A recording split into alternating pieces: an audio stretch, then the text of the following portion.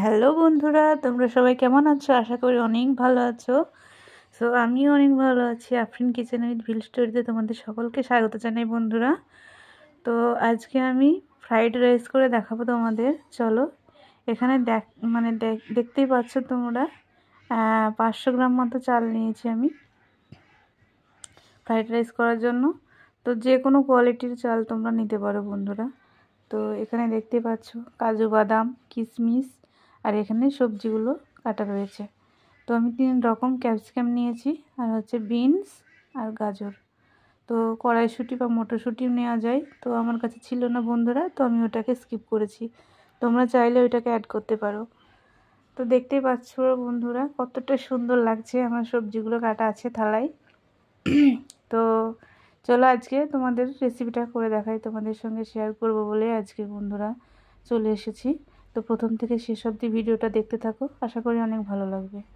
তো চলো এখানে আমি চালগুলোকে ধুয়ে নিই পরিষ্কার করে, বারবার পানি চেঞ্জ করে কিন্তু ধুয়ে নেব বন্ধুরা, দেখতেই পাচ্ছ। তো আমার একটু ঠান্ডা লেগেছে বন্ধুরা, গলাটা একটু সমস্যা হচ্ছে কথা বলতে। তো এই যে এখন আমি কিশমিশগুলো ধুয়ে নিচ্ছি। তো এখন কাজু বাদাম তো সব কিছু একসঙ্গে কিন্তু এখন ভিজিয়ে রাখবো, আধ ঘন্টা মতো ভিজিয়ে রাখবো। তারপর চলো দেখাচ্ছি পরের প্রসেস। এখানে কিন্তু আমি হাঁড়ি বসিয়ে দিয়েছি, মানে পানি দিয়েছি হাঁড়িতে, ফুটে উঠেছে, ফোটার জন্য দিয়েছিলাম, তো ফুটে উঠেছে। এখন চালগুলো দেওয়ার পালা। চালগুলো দিয়ে নিতে হবে, ধুয়ে রাখা ভিজিয়ে রাখা সমস্ত চাল ছেঁকে নিয়ে এখন দিয়ে দিচ্ছি। তো এখন আমি দিয়ে দিলাম লবণ দিয়ে একটু নেড়ে দিচ্ছি। তারপর দিয়ে দিলাম ঘি পরিমাণ মতো, 1 চামচ মতো ঘি দিয়ে দিলাম। তো এটা আমাদের বাড়িতে তৈরি করা ঘি বন্ধুরা, দেখতে পাচ্ছ গাওয়া ঘি, একদম খাঁটি অরিজিনাল ঘি, দেশি ঘি। তো দেশি ঘি তো মানে প্রচণ্ড স্মেলটা খুব সুন্দর হয়। আর এখানে আমি দিয়ে দিলাম ভিনিগার, দেখতেই পাচ্ছ বন্ধুরা তোমরা।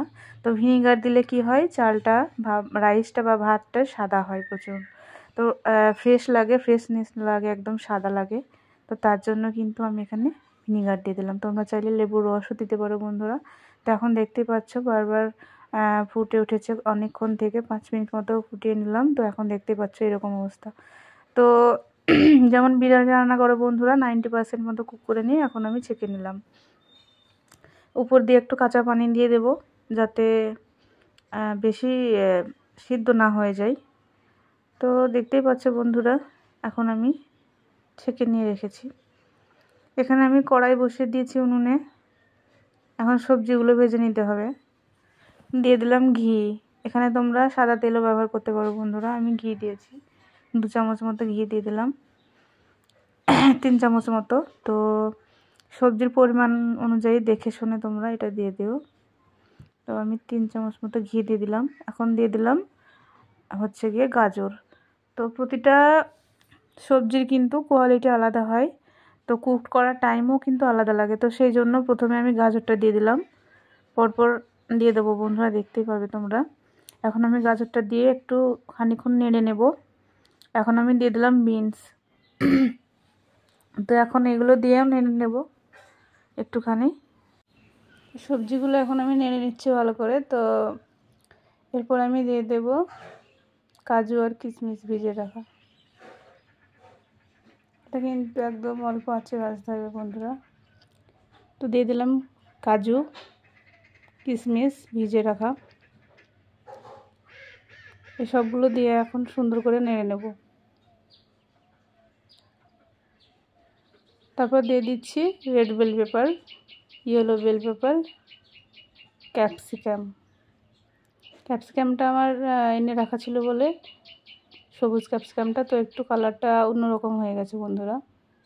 তো তোমরা সব রকম ক্যাপসিকাম হাতের কাছে না পেলে একরকম দিয়েও করতে পারো। তো এই সবগুলো আমি ভালো করে নেড়ে চেড়ে নেব সুন্দর করে। বেশি ফ্রাই করে নিলে কিন্তু হবে না বন্ধুরা, অল্প ফ্রাই করতে হবে। তো একটু মনে হচ্ছিলো ঘি কম, তাই জন্য 1 চামচ দিয়ে দিলাম আবারও। তো তোমরা সাদা তেল ব্যবহার করতে পারো ভাজার সময়। এখন দিয়ে দিচ্ছি স্বাদ মতো লবণ। তো স্বাদ মতো লবণ দেওয়ার পরে আবারও নেড়ে চেড়ে নেব সুন্দর করে।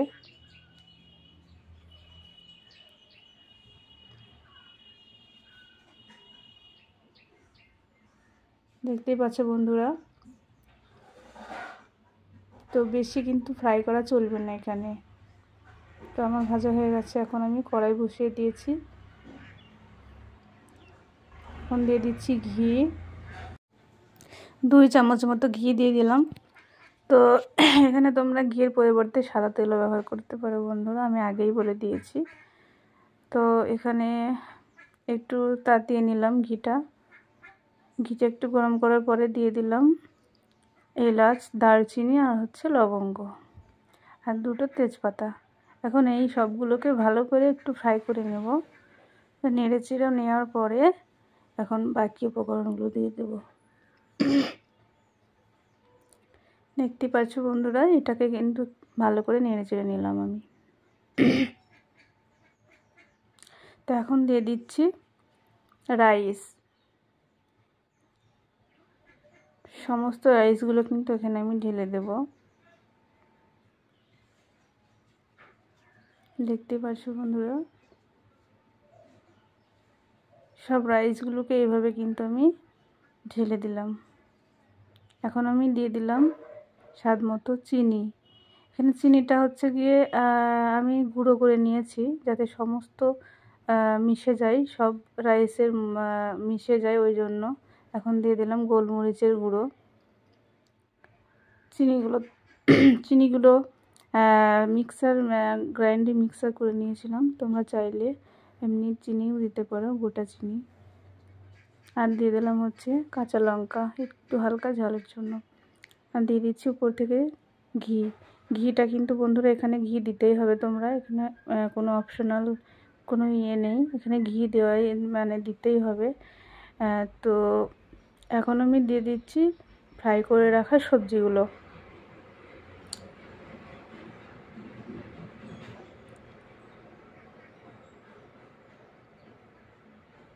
দেখতেই পাচ্ছ বন্ধুরা, সবজিগুলো কতটা সুন্দর লাগছে ভাতের সঙ্গে। তো এই সবগুলো উপকরণ একসঙ্গে কিন্তু মিশিয়ে নেব। তো একদম হালকা আছে কিন্তু বন্ধুরা এটা করতে হবে, বেশি আঁচ দিলে কিন্তু হবে না। তো এখন আমি সবগুলো এরকম করে মিশিয়ে নেব, নেড়ে চেড়ে নেব। একটু সময় নিয়ে নেড়ে চেড়ে নিতে হবে বন্ধুরা। দেখতেই পাচ্ছ কতটা সুন্দর হয়েছে, দেখেই বোঝা যাচ্ছে নিশ্চয়ই যে আমার ফ্রাইড রাইস কতটা সুন্দর হয়েছে। তো এইভাবে কিন্তু উল্টে পাল্টে নেড়ে চেড়ে নিতে হবে বারবার।